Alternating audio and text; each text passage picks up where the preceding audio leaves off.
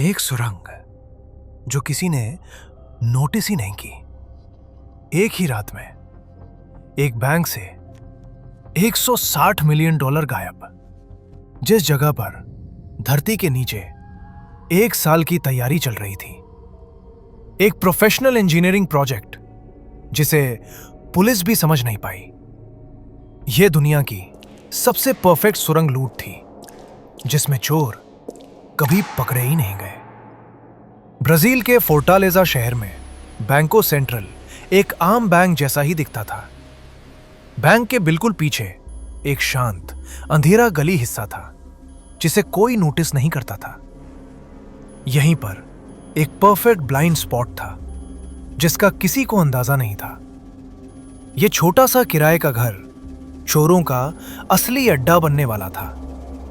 ऊपर से यह एक सीधा सादा लॉन केयर का काम लगता था।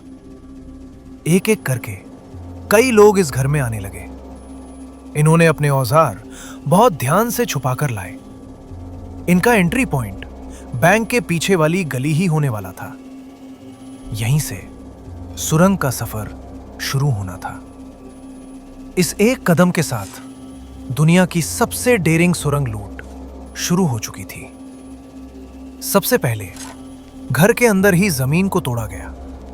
आवाज छुपाने के लिए घर में हमेशा तेज संगीत बजाया जाता था। पहला आदमी अंधेरे गड्ढे में उतारा गया। अंदर का रास्ता बहुत ही तंग था। गड्ढे की मिट्टी बाल्टियों में भरकर बाहर निकाली जाती थी। मिट्टी छुपाने के लिए घर की दीवारों के अंदर की खाली जगह का इस्तेमाल हुआ। जमीन के नीचे हवा चलाने के लिए वेंटिलेशन पाइप लगाए गए। सुरंग को गिरने से बचाने के लिए लकड़ी के बीम लगाए गए। हर दिन सुरंग की दूरी नापकर रिकॉर्ड की जाती थी। अंदर गर्मी थी, सांस लेने में तकलीफ और हवा कम। सुरंग में काम करने के लिए बिजली भी डाली गई। उनका लक्ष्य था 78 मीटर दूर बैंक के नीचे तक पहुंचना। हर रात उनका काम जारी रहता था। सुरंग दिन प्रतिदिन लंबी होती जा रही थी। अब वे बैंक के बिल्कुल नीचे पहुंचने वाले थे।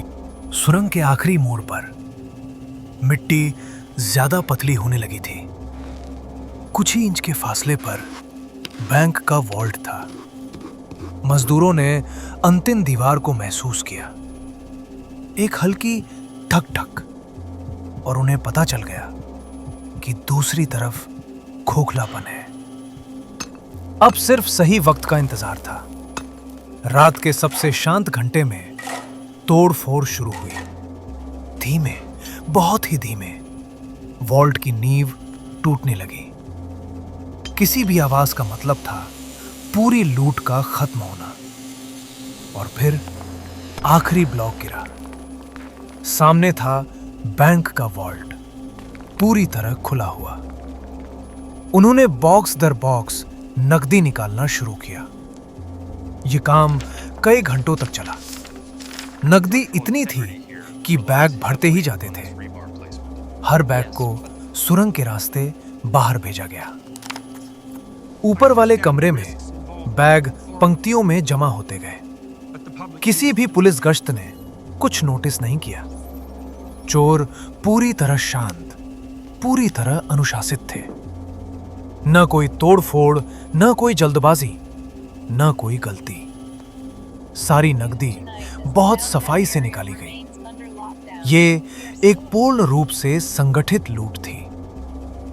अगली सुबह किसी को कुछ पता नहीं था। बैंक की सुरक्षा को जरा भी अंदाजा नहीं था। हजारों नोट जमीन के ऊपर पड़े थे। दुकान वाले, गली वाले, सब कुछ सामान्य लगा और चोर गायब हो चुके थे। बैंक खुला और हड़कंप मच गया। वॉल्ट खाली था। 78 मीटर लंबी सुरंग उनके पैरों के नीचे से गुजरी थी। जांच एजेंसियों ने कई महीनों तक खोज की। कुछ लोग पकड़े गए, पर असली मास्टरमाइंड कभी सामने नहीं आया। अब तक यह मामला अधूरा है, क्योंकि असली प्लानर कभी नहीं मिला। न पैसों का पता चला, न उनके असली रोल का। इतनी बड़ी लूट इतनी बारीकी से फिर कभी नहीं देखी गई। और आज भी जवाब अधूरे हैं, क्योंकि चोर कभी पकड़े ही नहीं गए।